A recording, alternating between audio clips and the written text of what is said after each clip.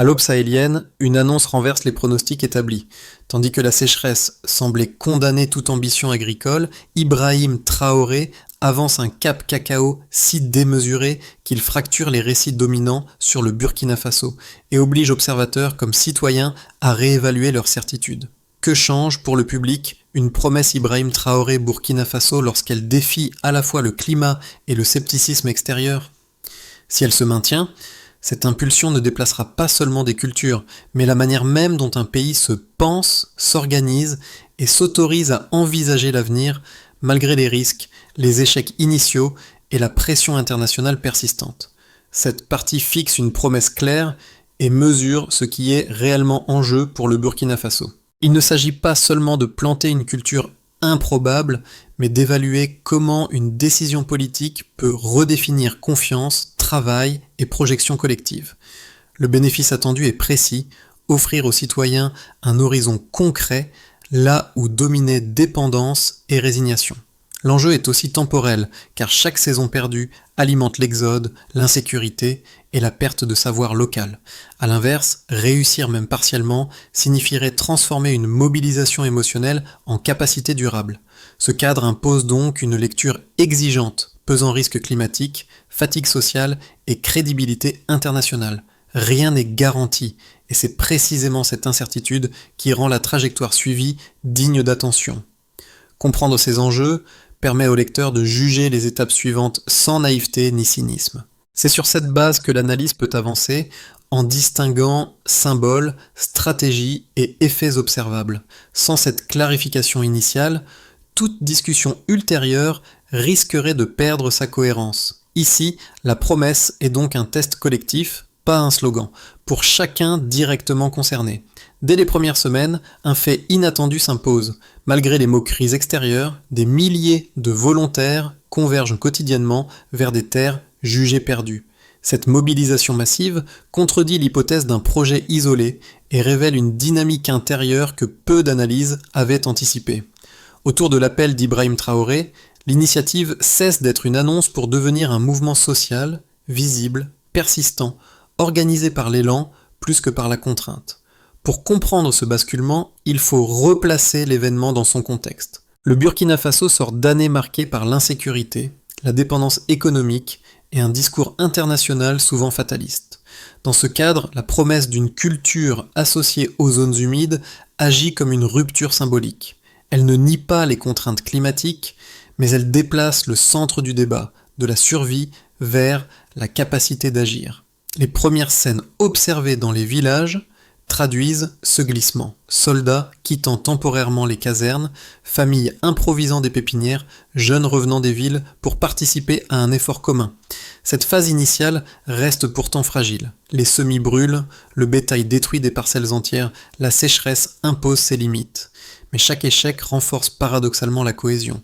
Le projet devient un espace d'apprentissage collectif où l'erreur n'est plus un verdict, mais une étape. Dans cette logique, le cacao prend une valeur qui dépasse l'agriculture. Il devient un langage partagé, un moyen de reformuler l'idée même d'indépendance. À ce stade, rien ne prouve encore la viabilité économique de l'initiative. Ce qui est mesurable, en revanche, c'est la transformation du rapport des habitants à leur territoire. En s'appropriant une ambition jugée impossible, ils redéfinissent leurs attentes et leur rôle. C'est cette reconfiguration intérieure, plus que les plans eux-mêmes, qui constitue la première véritable rupture du récit porté par Ibrahim Traoré. Très vite, le projet cesse d'être abstrait et prend un visage humain. Dans plusieurs localités proches de Bobo-Dioulasso, des figures ordinaires deviennent des repères silencieux de la transformation en cours. Une mère rurale explique devant une caméra nationale qu'elle n'a jamais goûté au chocolat, mais qu'elle souhaite voir ses enfants en produire un jour. Cette phrase, simple et fragile, circule largement et agit comme un ancrage émotionnel. Elle traduit un déplacement concret des aspirations, du manque vers la projection. Autour de ces récits, les premiers impacts apparaissent. Les jeunes, longtemps tentés par le départ, découvrent une responsabilité nouvelle. Certains organisent des rondes nocturnes pour protéger les plants, d'autres apprennent à irriguer, à clôturer, à replanter. Ces gestes, modestes en apparence, modifient la dynamique locale. Le travail agricole n'est plus seulement une contrainte héritée, mais une activité choisie liée à une cause partagée. Dans cette phase, Ibrahim Traoré n'est pas omniprésent, mais son discours d'autodétermination sert de fil conducteur, légitimant l'engagement et donnant un sens politique à l'effort quotidien. Les impacts précoces restent limités sur le plan matériel. Les pertes sont nombreuses, les récoltes inexistantes. Pourtant, un changement s'opère déjà dans la coordination. Des équipes se forment, des savoirs circulent, des règles communes émergent pour protéger les vergers. Cette organisation naissante réduit l'isolement des individus et renforce la confiance collective.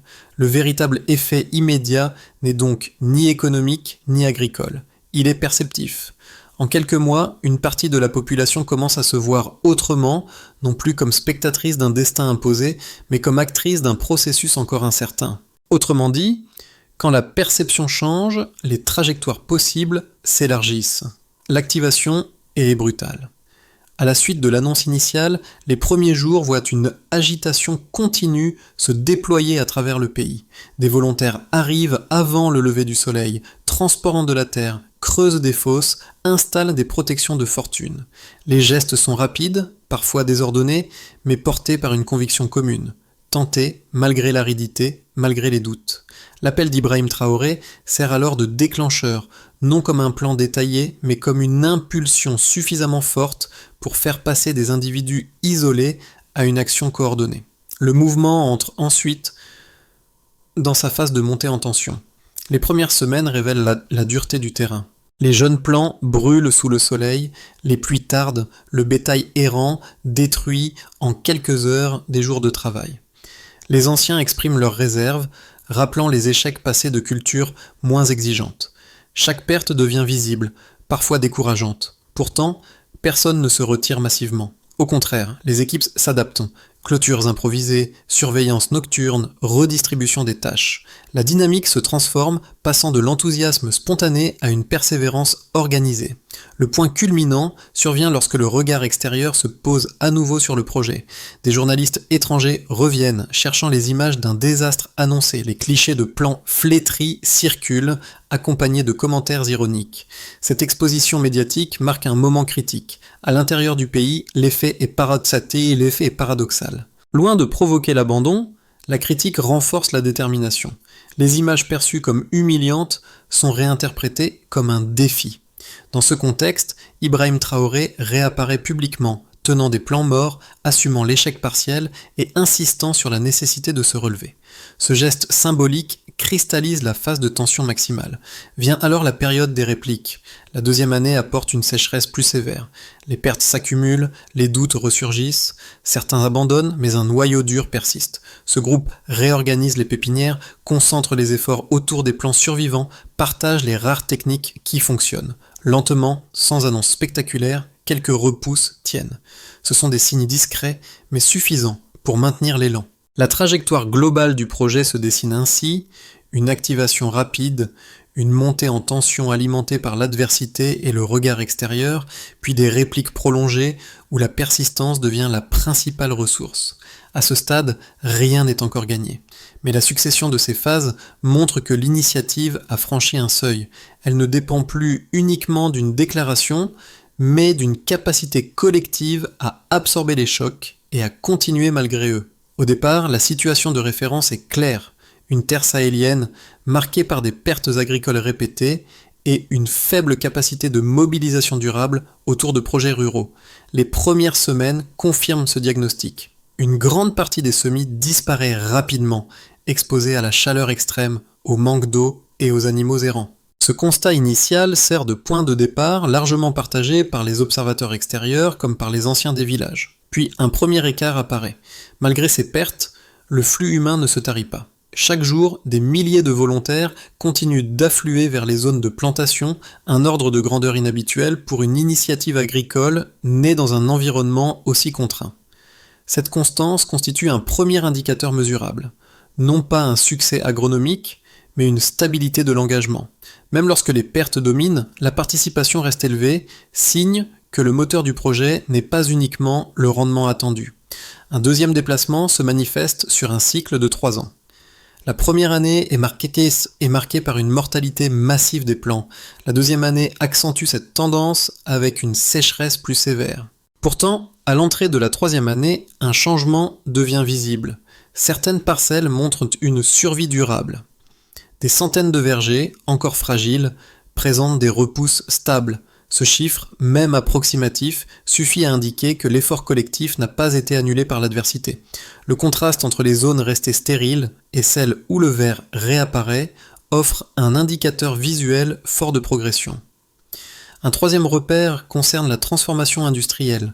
Initialement, aucune capacité locale de traitement du cacao n'existait. À la fin de la troisième année, une première unité de transformation entre en fonctionnement à Bobo-Dioulasso. Cette transition marque un changement de nature. Le projet passe du stade expérimental à celui d'une chaîne de valeur embryonnaire. Même modeste, cette ligne de production constitue un changement stratégique car elle ancre l'initiative dans une logique économique concrète. Une deuxième unité, installée ultérieurement dans la capitale, renforce ce mouvement. Pris ensemble, ces trois indicateurs dessinent une trajectoire mesurable. La pointe de départ était celle d'un territoire sans cacao, sans industrie associée et avec un scepticisme généralisé. Le changement montre une mobilisation humaine persistante, une survie partielle mais réelle des vergers et l'émergence d'une capacité de transformation locale. Ces éléments ne garantissent pas la réussite finale, mais ils invalident l'idée d'un échec immédiat. Dans cette lecture, Ibrahim Traoré n'apparaît pas comme le garant de résultats chiffrés définitifs, mais comme le point de départ d'un processus observable. Les données restent en cette fragiles, souvent qualitatives, mais leur convergence indique un déplacement réel. Le projet n'est plus seulement une promesse, il laisse des traces concrètes, visibles et comparables dans le temps. C'est ce passage du zéro au seuil mesurable qui constitue, à ce stade, la preuve la plus solide pour l'expérience de sa transformation. La première objection, souvent avancée par des économistes et des agronomes étrangers, repose sur le climat. Selon eux, le Sahel ne dispose ni de l'humidité ni de la stabilité hydrique nécessaire à une culture exigeante comme le cacao. Ils soulignent que les pertes initiales confirment cette contrainte structurelle et que persister relèverait davantage du symbole que de la rationalité. Dans cette lecture, chaque plan survivant serait une exception coûteuse, incapable de soutenir une filière viable à long terme. La seconde objection est d'ordre politique et social. Des analystes estiment que la mobilisation humaine détourne des ressources cruciales d'autres priorités urgentes. Le temps consacré au verger serait autant d'énergie retirée à la sécurité, aux services de base ou à des cultures plus adaptées. Cette critique affirme que l'initiative risque d'épuiser la population en transformant un élan émotionnel en fatigue collective, sans garantie de retombées concrètes. Ces deux arguments méritent d'être pris au sérieux. Pourtant, l'évolution observée invite à nuancer leur portée. Sur le plan climatique, la critique suppose que l'échec agricole entraîne nécessairement l'échec global. Or, les données disponibles montrent un autre mécanisme. Malgré des pertes massives, certains plants ont survécu suffisamment longtemps pour permettre un apprentissage local. Cette survie partielle n'annule pas la contrainte climatique, mais elle révèle une capacité d'adaptation progressive. Le passage à une transformation industrielle embryonnaire indique que l'objectif n'est plus uniquement agronomique, mais stratégique. Concernant la mobilisation humaine, les faits contredisent l'idée d'une dispersion des forces. L'engagement s'est maintenu sur la durée, sans effondrement visible, même après des revers répétés. Cette persistance suggère que le projet agit comme un catalyseur plutôt que comme une diversion. Il structure des équipes, diffuse des compétences et renforce la coordination locale. L'implication répétée d'Ibrahim Traoré, assumant publiquement les échecs, a contribué à transformer la critique en moteur de cohésion plutôt qu'en facteur d'usure. La réponse la plus solide aux formulations la plus solide des critiques n'est donc pas une promesse de succès assuré. Elle réside dans un constat plus sobre. Le projet n'a pas fragilisé le tissu social comme annoncé. Il a, au contraire, produit une organisation durable là où les analyses prévoyaient un abandon rapide. Cette divergence entre prédiction et réalité constitue l'argument central contre les objections initiales. Un seuil vient d'être franchi. Le basculement ne se produit pas dans les champs, mais dans un lieu inattendu. À l'ouverture de la première unité locale de transformation du cacao à Bobo-Dioulasso, le projet change de statut. Ce qui relevait jusqu'alors d'une lutte contre le climat entre dans une logique de chaîne de valeur. Les machines sont modestes, les volumes limités, mais la rupture est stratégique. Pour la première fois, l'initiative ne se mesure plus seulement en plan survivant, mais en capacité à transformer localement une matière première. Ce moment reconfigure la perception générale. À l'intérieur du pays, il valide des années d'efforts dispersés en leur donnant un point d'aboutissement tangible. À l'extérieur, il fissure le récit du mirage. La présence d'Ibrahim Traoré lors de cette inauguration renforce cette lecture. En montrant un produit fini, issu d'un environnement jugé incompatible, il déplace le débat de la faisabilité théorique vers l'observation concrète. Cette révélation ne supprime ni la sécheresse, ni les risques. Il modifie cependant l'équation. Le projet n'est plus évalué uniquement sur sa capacité à faire pousser des arbres, mais sur son aptitude à structurer une filière, même embryonnaire. À partir de ce point, l'échec total devient moins évident, car une infrastructure existe désormais. Le changement de trajectoire est subtil, mais décisif. L'histoire ne se joue plus seulement dans l'endurance face au climat, elle se déploie dans la capacité à convertir la persévérance en structure. C'est ce déplacement silencieux qui redéfinit les possibles à mi-parcours. Les effets du projet deviennent plus lisibles lorsqu'on observe leurs répercussions différenciées selon les groupes concernés. Chacun en perçoit une facette distincte, mais l'ensemble compose une transformation plus large que ne le suggèrent les indicateurs agricoles seuls. Pour les agriculteurs, l'impact est d'abord organisationnel. Les vergers de cacao, même fragiles, introduisent une logique nouvelle de coopération. Là où dominaient des pratiques individuelles de subsistance, apparaissent des équipes structurées autour de l'arrosage, de la protection contre le bétail et du suivi des plants. Les pertes restent importantes, mais la survie de certaines parcelles modifie les attentes. Le cacao n'est pas encore un revenu, mais il devient un horizon économique possible. Cette projection change la manière dont les familles évaluent leur relation à la terre, non plus seulement comme un espace de contrainte, mais comme un levier potentiel d'autonomie. Pour les petites entreprises et d'artisans, les conséquences émergent avec l'ouverture des premières unités de transformation. Transporteurs, coopératives locales et ateliers artisanaux trouvent un point d'entrée dans une filière naissante. Les volumes traités demeurent limités, mais la transformation locale rompt avec une dépendance ancienne aux produits importés. Cette étape crée des activités périphériques, modestes mais réelles, et amorce une circulation de valeur à l'intérieur du pays. L'existence même de cette chaîne, encore embryonnaire, modifie la perception des opportunités économiques à moyen terme. Pour les jeunes travailleurs, l'impact est plus intime. Beaucoup avaient envisagé l'exil comme unique issue. Le projet leur offre une alternative symbolique et pratique. Participer à la protection des vergers, apprendre des techniques nouvelles, s'inscrire dans un effort collectif, donne un sens inédit à leur présence sur le territoire. Les discours d'Ibrahim Traoré sur l'autodétermination trouvent ici un écho concret, car ils s'incarnent dans des tâches quotidiennes et visibles. Le cacao devient un motif d'engagement, non par promesse de richesse rapide, mais par possibilité d'appartenance. Enfin, pour le pays et la région, les conséquences prennent une dimension géopolitique. Les premiers signes de structuration attirent l'attention des voisins et des observateurs internationaux. Le Burkina Faso commence à être perçu comme un laboratoire d'autonomie agricole dans un environnement hostile. Cette évolution, encore fragile, modifie les équilibres symboliques. Elle montre qu'un État peut tenter de redéfinir sa trajectoire sans se conformer entièrement aux prescriptions extérieures. À l'issue du tournant industriel, l'avenir du projet cacao peut être envisagé selon 3 trajectoires distinctes, sans assigner de probabilité, mais en clarifiant les conditions qui les rendent plausibles. Ces scénarios ne prédisent pas, ils encadrent la réflexion. Dans un scénario de base, marqué par une continuité sous contrainte, la dynamique actuelle se maintient sans accélération majeure. Si les pluies restent irrégulières mais non catastrophiques, alors les vergers survivants poursuivent une croissance lente. Les équipes locales continuent de protéger les plants les plus robustes, concentrant les efforts plutôt que de s'étendre. Les unités de transformation fonctionnent à bas régime avec des volumes modestes mais réguliers. Cette trajectoire ne produit pas de rupture spectaculaire, mais elle consolide l'existant. Le projet s'installe dans la durée comme une filière expérimentale stable, capable de résister au choc sans encore changer d'échelle. Dans un scénario plus favorable, celui de l'élargissement progressif, plusieurs conditions se combinent. Si une saison légèrement plus clémente survient, et si les techniques d'irrigation locale se diffusent plus largement, alors les zones viables augmentent.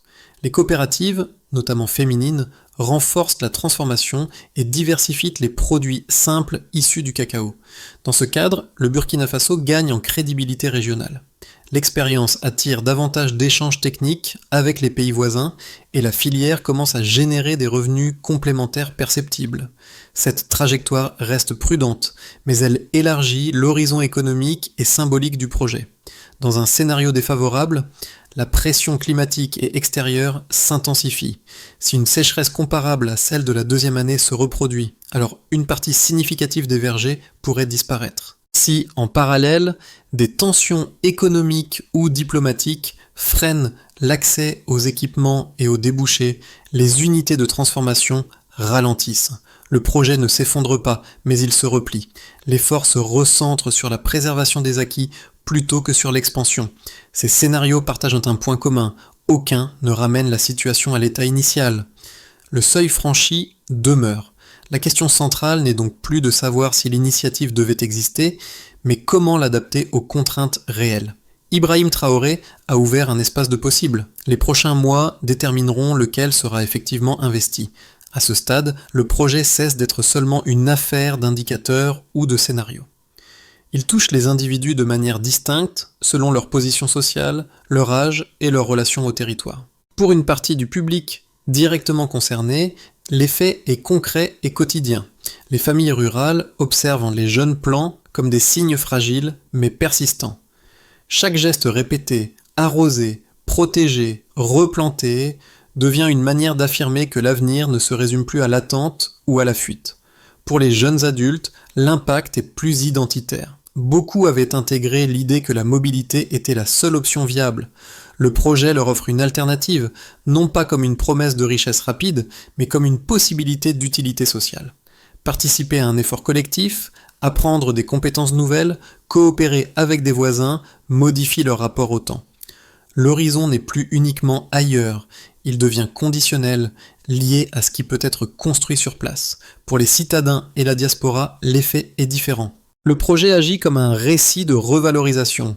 Il interroge les représentations figées d'un pays réduit à ses crises. Voir émerger une filière, même embryonnaire, réintroduit l'idée que des dynamiques internes peuvent exister sans validation extérieure immédiate. Cette perception influence la manière dont ces publics parlent du pays, s'y projettent ou envisagent d'y contribuer.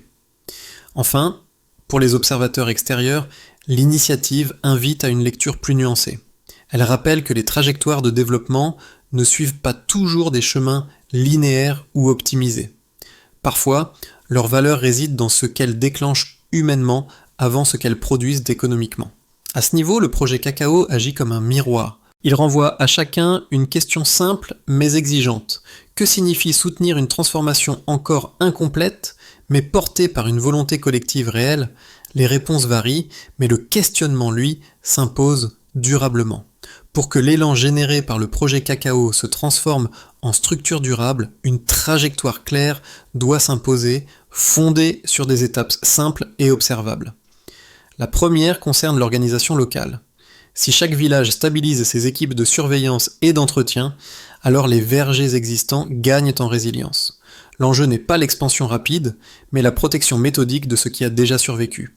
Cette discipline collective constitue le socle de toute consolidation. La deuxième étape touche à la formation. Les centres apparus au fil du projet doivent renforcer la diffusion de pratiques adaptées au contexte sahélien. Irrigation raisonnée, gestion des pépinières, protection des sols deviennent des compétences clés. En homogénéisant ces savoirs, le risque d'erreurs répétées diminue. Cette montée en compétences est essentielle pour transformer l'apprentissage empirique en méthode partagée. La troisième étape concerne la transformation industrielle. Les unités existantes doivent aligner leurs capacités sur les volumes réellement disponibles. Une planification réaliste évite les ruptures et renforce la crédibilité de la filière. À ce stade, l'objectif n'est pas l'exportation massive, mais la continuité. La présence d'Ibrahim Traoré dans cette phase rappelle que la vision initiale portait sur l'autonomie, non sur la performance immédiate. Enfin, une quatrième étape s'ouvre sur la coopération régionale. En échangeant avec des pays confrontés à des contraintes similaires, le Burkina Faso peut partager ses apprentissages tout en renforçant les siens. Cette ouverture ne dilue pas le projet, elle l'ancre dans un réseau de résilience plus large. Cette feuille de route n'élimine ni les risques climatiques, ni les incertitudes économiques. Elle propose cependant une méthode. En avançant par consolidation plutôt que par accélération, le projet maximise ses chances de durée. La transformation recherchée n'est pas spectaculaire, elle est cumulative, patiente et profondément ancrée dans le réel. Dans les villages où l'aventure a commencé, certaines images persistent plus que les chiffres. Celle d'une mère expliquant qu'elle n'a jamais goûté au chocolat, mais qu'elle souhaite que ses enfants puissent un jour en fabriquer, résume l'essentiel. Ce n'est pas une promesse de prospérité rapide, mais un désir de continuité. À travers les gestes répétés, arroser, protéger, recommencer, le projet a déplacé quelque chose de plus profond que des cultures. Avec le temps, les jeunes cacaoyers sont devenus des repères. Fragiles, parfois brisés, parfois survivants, ils incarnent une relation renouvelée au territoire. Le sol n'est plus seulement perçu comme un obstacle, mais comme un espace à négocier, à comprendre, à apprivoiser collectivement. Cette transformation silencieuse s'est nourrie d'échecs autant que de progrès. Les paroles d'Ibrahim Traoré trouvent ici leur écho le plus durable. Elles ne vivent pas seulement dans les discours, mais dans la persévérance quotidienne de ceux qui ont refusé d'abandonner après les premières pertes. Le cacao n'est plus seulement une culture improbable, il est devenu un miroir. Ce miroir renvoie l'image d'un pays qui apprend à se regarder autrement, non pas comme un territoire condamné, mais comme une communauté capable d'endurance, de patience et de réinvention progressive. C'est cette relecture de soi, plus que toute récolte, qui constitue l'héritage émotionnel du projet.